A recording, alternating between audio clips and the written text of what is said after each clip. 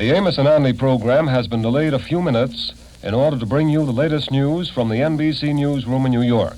Here is Don Hollenbeck. Allied armies in Normandy pushed closer tonight to their immediate objectives, the port of Cherbourg and the railway town of Caen, 10 miles inland. An American flying wedge of parachute troops and infantrymen has cut the main line of German communications to Cherbourg by capturing the town of Saint-Mère-Église, 19 miles away, and sweeping on across the main peninsular railway and the highway that runs parallel to it. Communique number 8 tonight says again, satisfactory progress. And here's a summary of the situation as Supreme Headquarters sees it.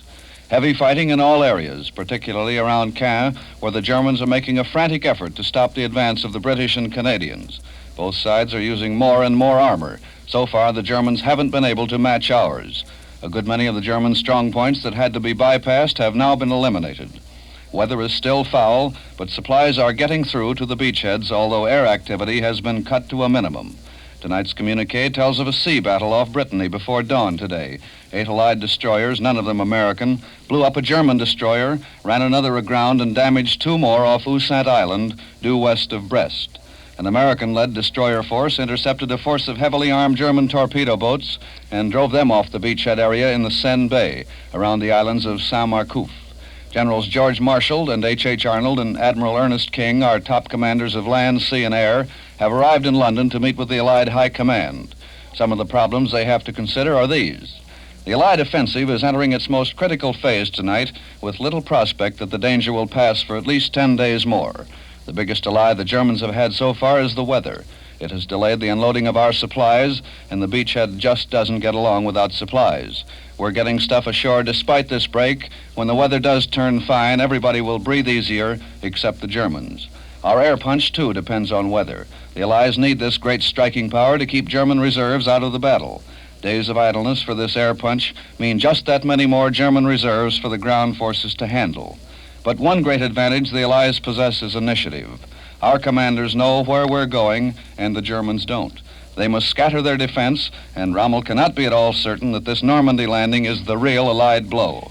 With control of the seas, the Allies can go anywhere they wish. Now some invasion impressions from various observers at the front. One of the biggest groups of American casualties and German prisoners of war came into a British port early Saturday invasion time. Many of those injured were airborne troops with broken legs. Most of the prisoners are described as a sorry-looking lot. The Berlin radio tonight says Marshal Rommel looks as if he has been losing sleep. Well, that's one German report it's a pleasure to believe. And in case the German people are wondering why Goebbels hasn't done a little article on the invasion, the Berlin radio explains today that Goebbels' paper Das Reich had gone to press just too early for the big doings, so he got scooped. And finally, one lonely Japanese has showed up on the German side in Normandy, not as a soldier, just as a ditch digger. Americans who put him in the prisoner cage with some of the master race said he looked so sorry. Now a roundup of news on the other fronts today. The Japanese fleet, which has been so coy, has been leading with its chin. Tonight, General MacArthur's headquarters announces the sinking of 4 Japanese destroyers off the western coast of New Guinea by Mitchell bombers. A day or two, Liberators damaged a heavy cruiser. Shortly before that, another destroyer had been sunk. General progress is reported on the Asian mainland, except at Changsha, where the showdown battle is developing. More good news from the western oceans. A joint Anglo-American statement tonight says Allied shipping losses during May in the Atlantic were the lowest by far of any month of the war. For every United Nations ship sunk, several German submarines are being sent to the bottom, I beg your pardon. Allied troops still have it all their own way in Italy. The whole front is now in motion, with gains up to 55 miles north of Rome. Announced today are the capture of the important towns of Viterbo and Tarquinia. Premier Bonomi, 71-year-old successor to the edged-out Badoglio, says he'll have a cabinet formed by tomorrow. This special news report by Don Hollenbeck came to you from the NBC newsroom in New York. This is the National Broadcasting Company.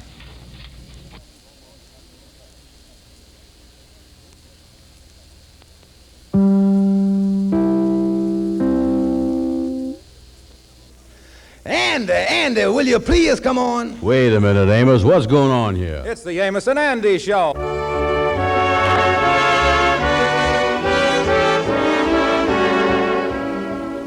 Well, things are normal this week with Amos and Andy, which means that Andy's in trouble again. This time the trouble is in the form of some bills which he has neglected to pay. As we look in on him now, we find Andy sitting in his office talking to Fred Gwindell. Just look at these bills all over the desk here, Fred. I wish I could think of some way to keep them from coming in here all the time. They bothers the life out of me. Well, Brother Andy, you could get a job, you know, and pay for them. Oh, well, they don't bother me that much. Tell me this, Andy, who's pounding at you now? Well, there's one firm that's really closing in on me. Let me show you a series of 3 letters I got from them. Yeah, I'd like to hear them. Read them there. Now, here's the first one. My dear Mr. Brown, it was with great pleasure that we received your order, and we trust that this will be the beginning of a long and happy association. Sounds good. Undoubtedly, due to an oversight, you have neglected to remit the $7 due us. Sounds bad. We hope to receive your check at your earliest convenience.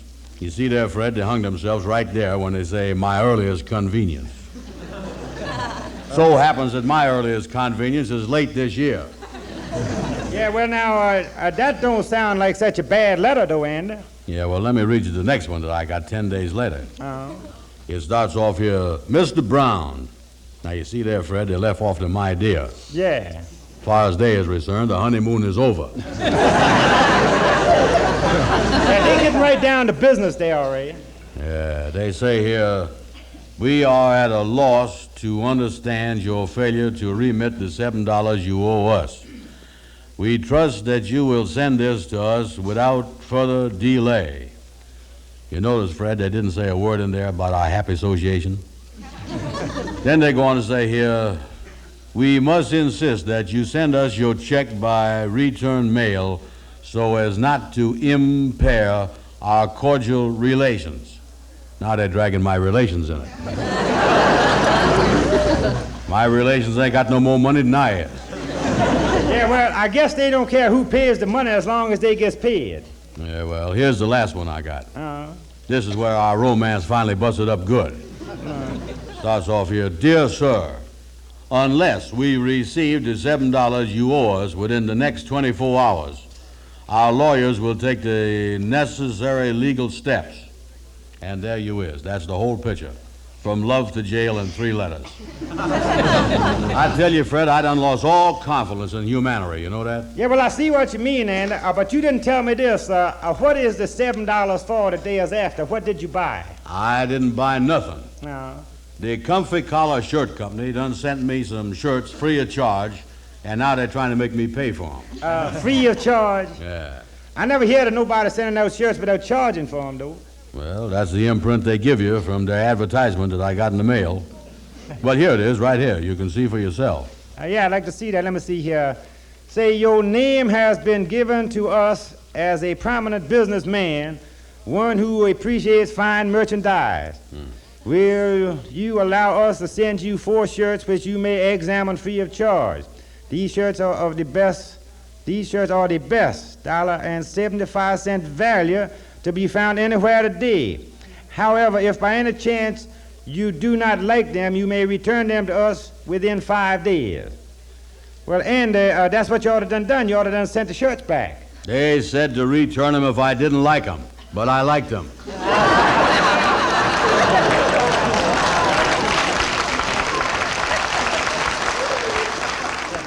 Yeah, well, I grant you that, Andy. The ad is a little confusing, but no matter how you read it, you still got to pay him for the shirts or send him the shirts back, one of the two. You know, Fred, you was beginning to sound like you was on their side. I ain't got no money and the shirts is gone. Well, can't you get them back, Andy? No, I can't get them back, and I'll tell you why. Why? The day that the shirts was delivered, it was Amos's birthday. Yeah. I was sitting here in the office when Amos walked in. I done clean forgot about Amos's birthday, and I didn't get him no present, and there was nothing I could do but give him the shirts. Yeah, well, Amos is a pretty good friend of yours. Why don't you try to get him to give you the shirts back again? Yeah, I guess that's the only thing to do to stay out of trouble. I'm going to call him on the phone.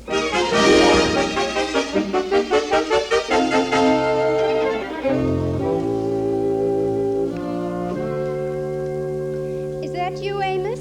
Yeah, Yes, honey. Oh, I'm so glad you got home. Andy called a little while ago. Oh, what do you want, honey? He asked me about those 4 shirts that he gave you for your birthday about 2 months ago. He wanted them back. Wanted them back. That's right. He said he's been thinking it over, and he doesn't think those shirts are right for you. You know, that green polka dot one and the pink one and the other 2. He says he wants to get those back and get you 4 new ones sometime. Yeah, well, what did you tell him, honey? I was so embarrassed I didn't know what to tell him for a second. I finally said they were all in the laundry and wouldn't be back for a couple of weeks. You remember, Amos, you gave all those shirts to Ralph Jenkins. Yeah, that's right. I remember we discussed the whole thing, too. The shirts was too big for me, and we said that it wasn't right with the clothes shortage to leave them shirts laying in the drawer, that we ought to give them to somebody that really needed them. Yes, and I didn't want to tell Andy about it because I didn't want to hurt his feelings after he'd done all that shopping. Yeah, well, we just got to stick to that story and tell him that they is in the laundry and they won't be back for a long time.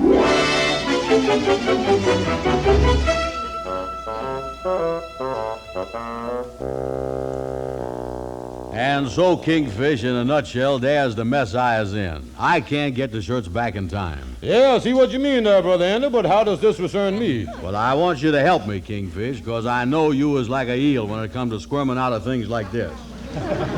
Well, thank you, Andy. Yeah, I've done some high-class wiggling in my day. You see, Kingfish, right now it's a race between the 4 shirts, the $7, and the lawyers. And so far, the lawyers is way ahead. Tell me this, Andy. Suppose I does help you wiggle out of this mess. What is in it for me? Well, of course, I ain't got no money right now. Well, in that case, you've come to the wrong man. I'm strictly a cash wiggler.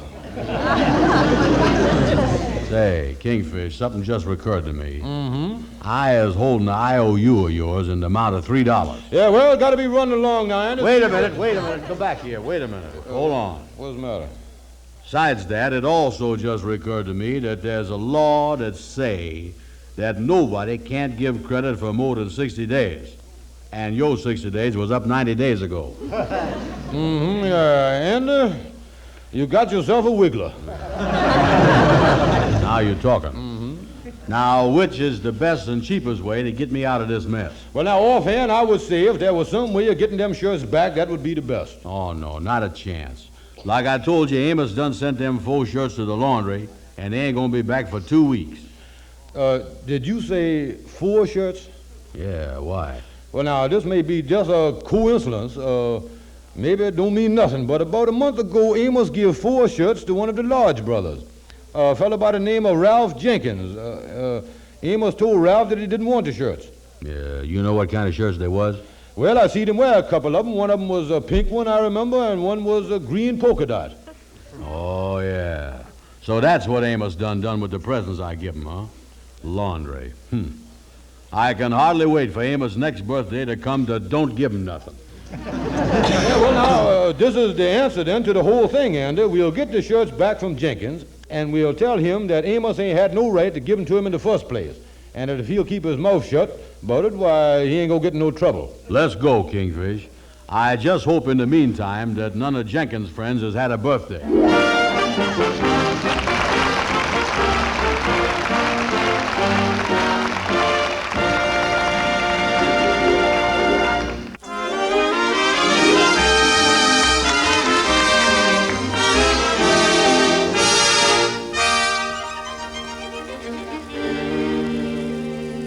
We left Andy and the Kingfish on their way to get back the shirts, which Amos had given away to Ralph Jenkins. As we picked them up now, we discovered that the task of retrieving the shirts was not as difficult as the boys had imagined. Kingfish, I never thought we'd get these shirts back from Ralph Jenkins as easy as this. Yeah, lucky thing his door was open, Andy.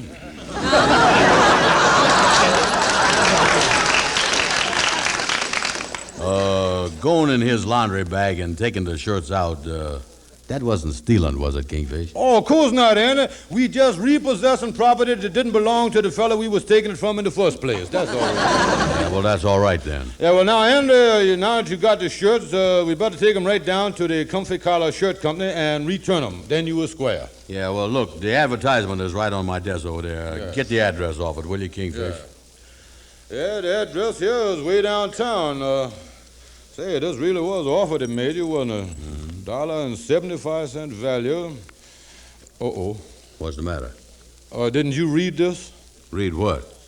It say here, in the event that you decide not to keep these shirts, you may return them to us, providing they has not been worn.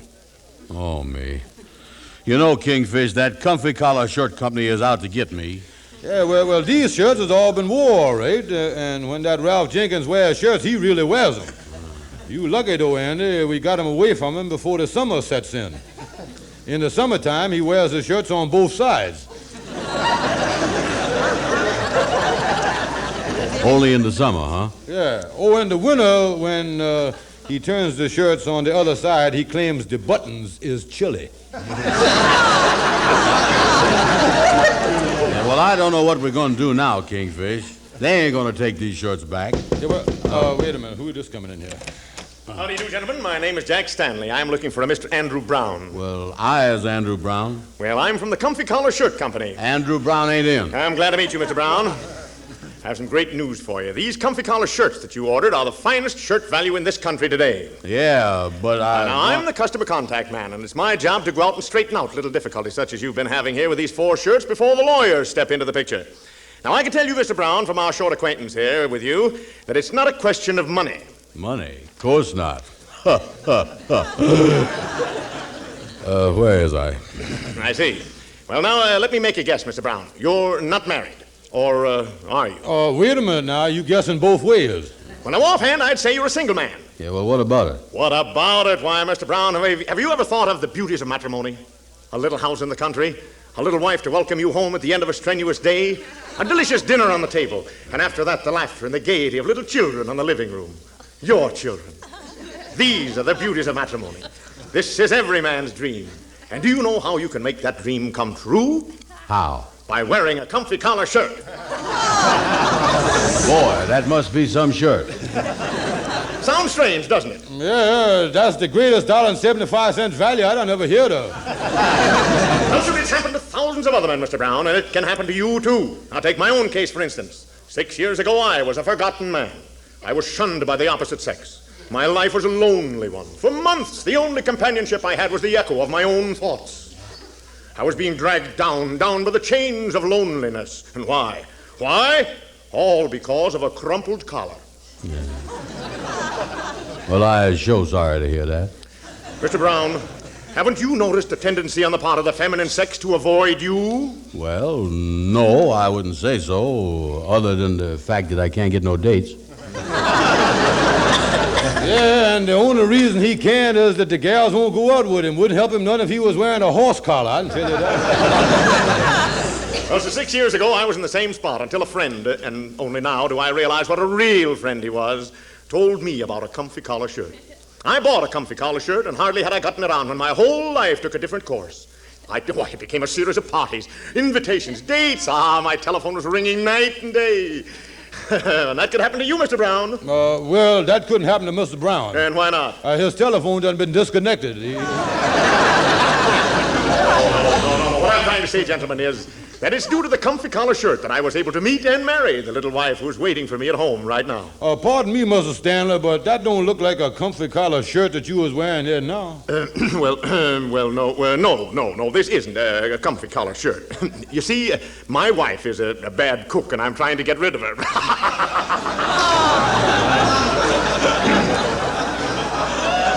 Well, Mr. Brown, have you made your decision? Are you going to send us the $7 or return the shirts, or what? Well, tell me this, miss. If I decide to return the shirts, is they got to be like new? Absolutely, they can't be worn. Yeah, well, then I don't know what I'm going to do. Well, now, let me warn you. Your decision must come by tomorrow morning, or the lawyers will come by tomorrow afternoon. I was afraid of that. And in leaving, let me say, if you take my advice, you'll pay for the shirts. If you don't, you're going to cause yourself a lot of trouble. Now, I hope you do the smart thing, Mr. Brown. Good day. Kingfish, my only chance to make is to make them shirts look like they ain't been wore. You know that? And that's what I'm going to do. Now, wait a minute. How can you unwear a shirt? We're going to wash them, Kingfish. Now, nothing doing, Andy. I ain't got time right now. I'm busy. Oh, it'll be a cinch. Lightning has got an old 5-gallon ice cream freezer down in the cellar that they use once in a while for washing clothes in. We can wash the shirts in that. In an ice cream freezer? That's right. It's one of them things that you can turn by hand. Come on, Kingfish, let's go over there.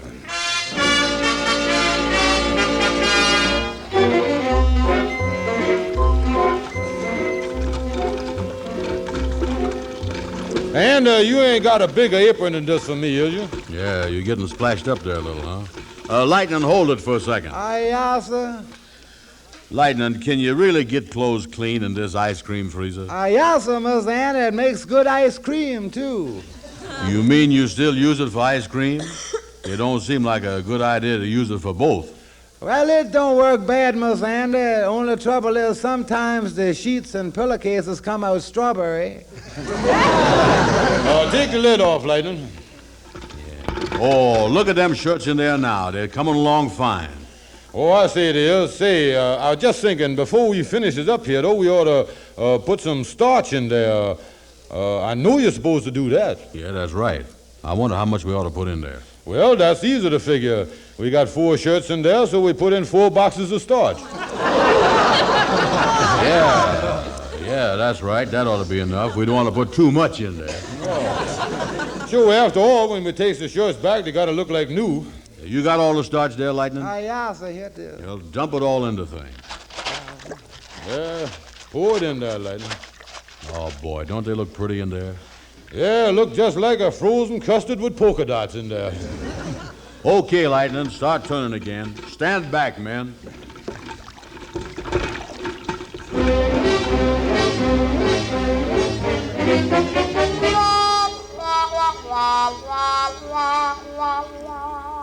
Say, I wonder if we didn't put too much starch in these shirts, Andy. Well, this is the last one. Now there's all iron. Yeah, help me fold the sleeve back on this one, will you? Catch hold of the cuff there and push. Yeah. Yeah, that's right. Now, come on, push. Push harder, a little more. Okay, that's got it. Too much starch in there, all right. Careful now, Lightning. Don't drop them shirts. They're liable to crack off on you. Just stand them up in the corner. Say, look here. Don't you think they're going to notice this scorch we got on the front of this shirt here? Oh, no, the starch will cover that up. We'll sprinkle some on there.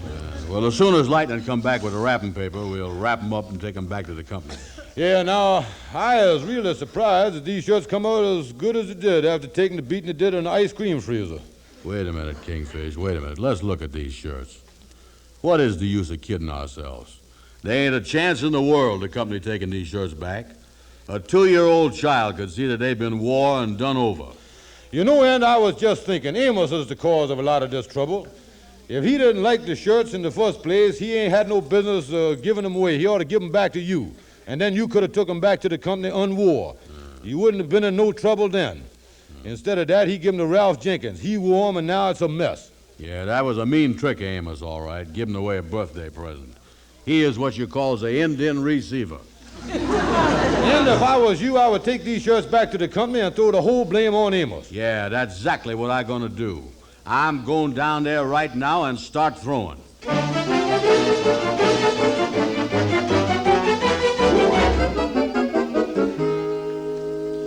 Well, Andy, do you feel unlaxed since you took them shirts back to the company yesterday? Yeah, I done told the president all about how we had to wash them in Lightning's ice cream freezer.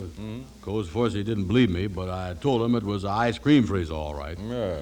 But I told him if there's any blame, it's all on account of Amos Jones. Yeah, well, like I told you, Amos... wait a minute. Here come Amos now. Yeah. Well, hello there, boys. How is you? What do you want, Amos? Listen, Andy, there's something that's been bothering me for a couple of days. It's kind of been on my mind. It's about them shirts. Well, now, look, Amos, I knows all about it, and what's done is done, so just let's forget it. I give them shirts to you as a present. So them shirts and whatever happens with them shirts is your business. Yeah, Andy is right, Amos. Right is right. Yeah, I know, fellas, but I just wanted to tell you... Well, here's your old customer contact man back again. Oh, how is you, Mr. Contact? I'm looking for a man by the name of Amos Jones. I thought you could tell me where to find him. Yeah, he's sitting right there. That's him. Well, what you want to see me about, mister? Oh, Mr. Jones. I'm from the Comfy Collar Shirt Company, and our president, Mr. Marshall, has asked me to see you. Yeah, he's the one to see, all right. Seems to me that you had something to do with 4 of our shirts that were washed in an ice cream freezer. Yeah, he's your man, all right. Wait a minute, mister. I don't... Now, we've investigated this whole thing. Look, mister, this is all a mystery to me. No mystery to us, Mr. Jones. Our sales department is going to embody this in our new selling campaign because any shirt that can stand up in an ice cream freezer and come out undamaged is the nation's #1 shirt. I still don't see. Now, Mr. Jones, you have given us a marvelous selling point and an appreciation. We are happy to present you with this check for $50 and 4 new shirts. Well. Say, what's the matter with Mr. Brown there? His eyes are closed. Yeah, he always closes them when he faints.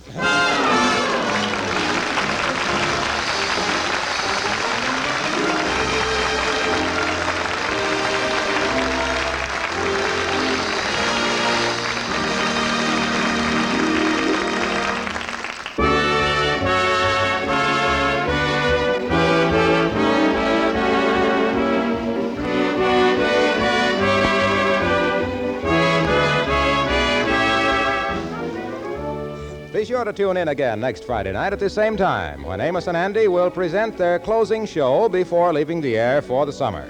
Andy will become the owner of a used car. Don't miss it. Our program is broadcast to our armed forces everywhere. This is Harlow Wilcox speaking for all of us and bidding all of you good night.